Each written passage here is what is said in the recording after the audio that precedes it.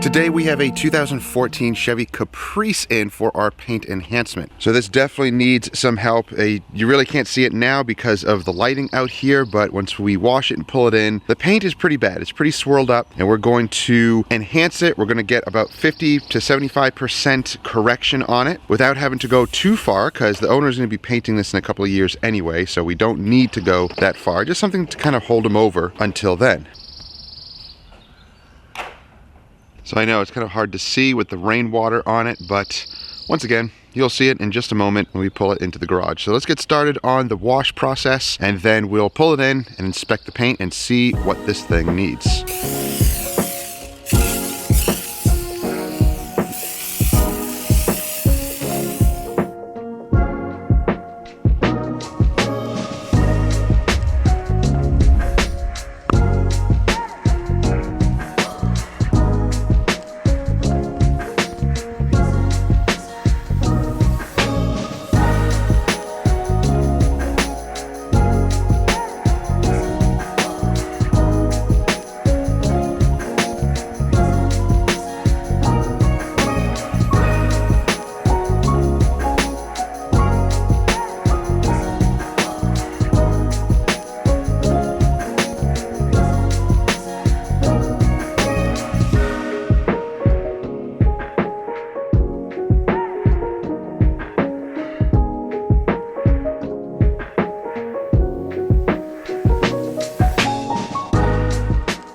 So now with the vehicle pulled in, let's take a look at the swirls. Oh, they're bad. That's really bad. Grab our hand light. Oh yeah. We're gonna have a fun time with this. And by fun, I mean it's gonna be hard work. Hey, what are you doing? Yeah, that's pretty bad. That's where like an antenna or something used to go here. Again, it's an ex-cop car, so that's why. You got some really bad scratches down here. I don't think those are gonna come out. And bumper's been repainted, obviously. Different color, looks different. Yep. And a lot of these areas have either been replaced or have been plasti-dipped. The emblems and the little stripe back here, plasti-dip, plasti-dip. The grill has been plasti-dipped. Yep, those need to be polished.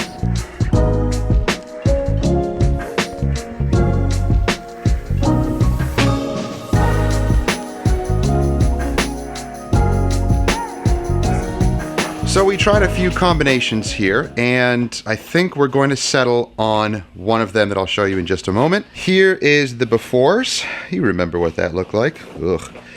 And here's a, oh wow, here's after. So yes, ignore some of the little things. That's like 75–80%. That's incredible, especially from where it came from. And we're trying some other things here, and it's okay, but not like this. That's what we're using. That's the combo. So Rupes yellow pad and Shine Supply classic cut.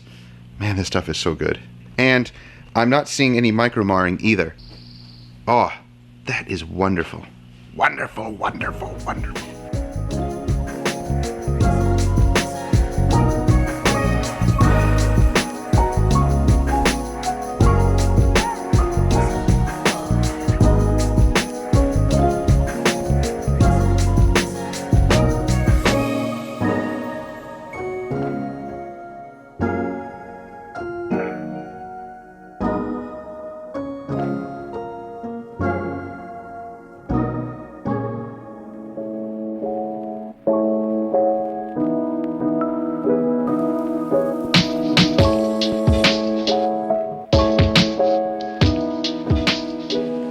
So when it comes to technique and the way that you're polishing and also how you're caring for your pads, I have found that it makes a big difference. I mean, there's lots of variables in between those things, but here's what we're doing that seems to work for us across the board, in fact. We started now using the pad washer, at least I have. Wifey still likes to use the air compressor, works for her, that's totally fine. But I found that the pad washer cleans the pads out. I've been using this pad for the entire time, and I've just been cleaning it out every 2 sections or so, and it seems to be working really well. The damp pad is totally fine. It actually lends to a smoother polish. It feels nicer, the pad spins more freely, less dust. It seems to finish down extremely well. At least for this paint, again, the variables come into play, but it's finishing down really, really well on this paint. Now, I switched to using classic polish, which is this right here, and it's working exactly the same. which I was using DIY's polish. Didn't quite get the cut that I needed. I probably could have bumped up the pad, but didn't want to do that.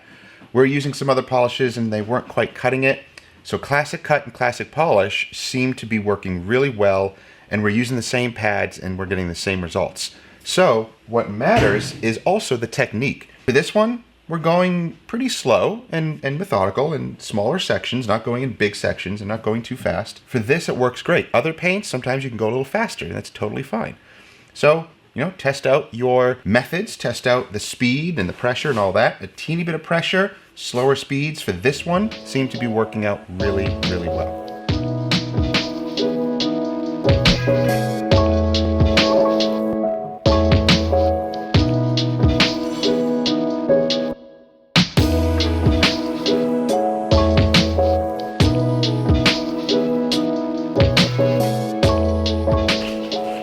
Now, I count my section passes slightly different than other guys. My section pass is basically going either left to right or up and down, doesn't matter, but wherever I start, that all the way through. That's it. So if I'm going up and down, the first pass, up and down, all the way through, that's what I deem as my section pass. I know there's many different section pass definitions. I don't care. I go by my own standard. I go by my own way. Easier for me to explain, it's easier for me to keep track of. So this was really 2 section passes, but slow speeds, slight pressure. I don't have to overcycle the polish. I don't have to do this 5-6 times or more. There's no need for that. If you dial in your process, you can actually speed things up, and you don't have to do that process every single time, the 5, 6, 8 section passes to get the results you want. If that's what the paint needs, then that's what it needs. Do the least amount first and see if you can get away with that. Because if you can, don't waste time overcycling and wasting time, especially for a business. And I'm speaking to my fellow detailers who are a business. There's no need to do that. If you have all the time in the world, you can do as many section passes as you want and wear that pad out, get it nice and hot, and it doesn't matter. You do what you want. But I found that overcycling it doesn't really work that well for me. The fewer section passes, the better. So I want to make it count within that first 1 to 2 section passes. And if it works, great. If I need to do it again, that's okay. I'm giving the pad time to cool. I'm giving the paint time to cool, because when you overcycle and you keep on going and going, it's heating everything up and you start to lose cutting ability and you start compromising things. That's just what I'm finding with newer paint systems and newer polishes and compounds. The old way of overcycling it may have worked in the past. It doesn't really work that well for new polishes and compounds because they're designed to work faster now, more efficiently. So if you're thinking old school, 10, 20 years ago, you have to keep up with the times, change your technique, change the way you think. Don't just go by what you used to do 20 years ago. It's not the same. Even I've changed up my methods from what I used to do 10 years ago when I first started really learning how to polish. Things have changed. So keep up with the times and learn to change and look at new techniques. Don't criticize them. Try them out because they may work and you just don't know it because you're criticizing it and you're saying that that's not the way that you do it. No problem. You do you.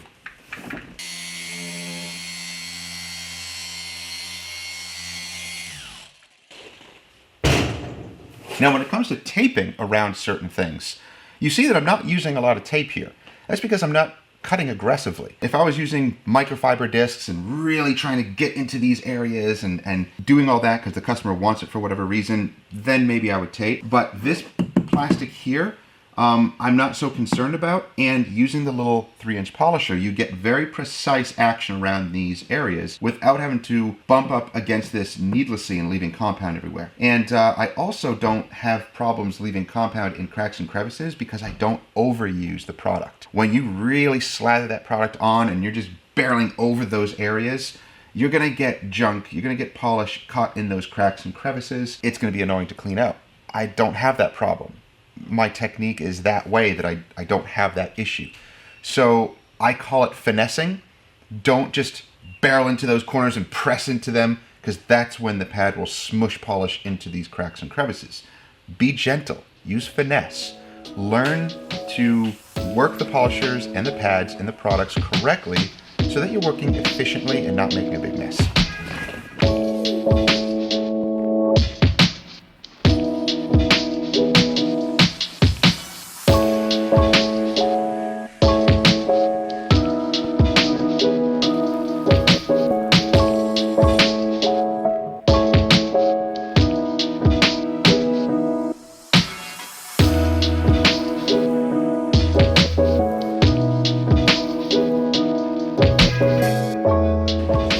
So things changed just a little bit as I started working up into this panel here.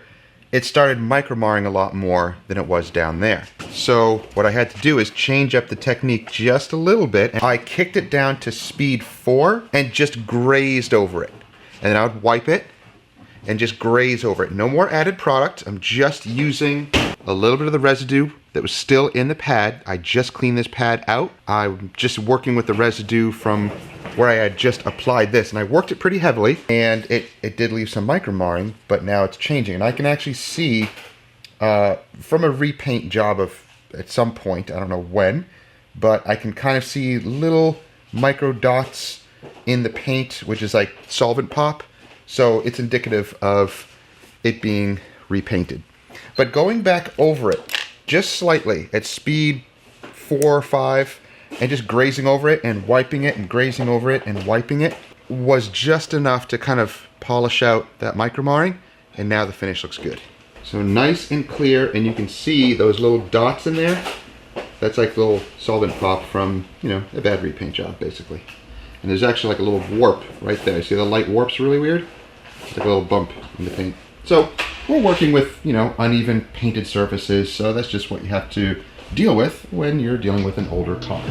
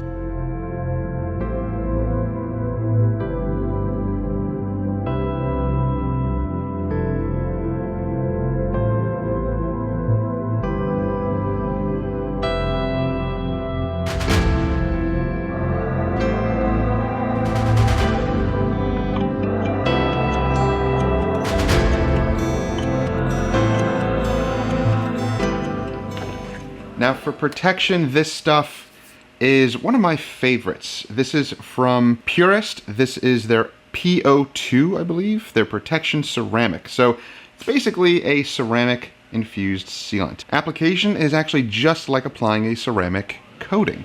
So let me show you. It actually applies like it, wipes off like it, flashes away like it. It's really cool stuff. And you can do this on huge portions of the vehicle. You don't have to do it in small portions. So I can just do the hood in 2 large sections. So I put a spray like that or 2 into the applicator and just box it in.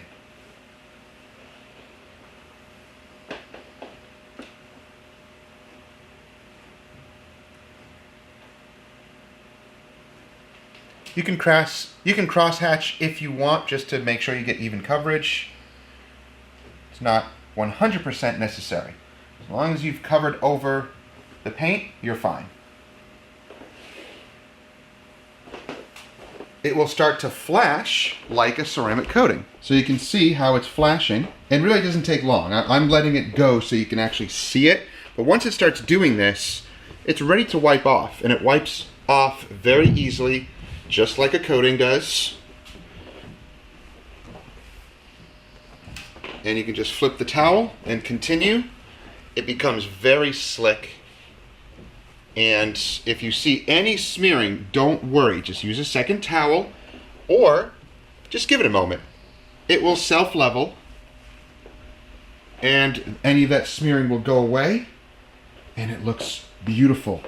I think it actually darkens the paint just slightly. It looks incredible. I know, you see dents there? Yeah. Again, this is going to be repainted in a couple of years, so all those dents, they'll be eliminated eventually.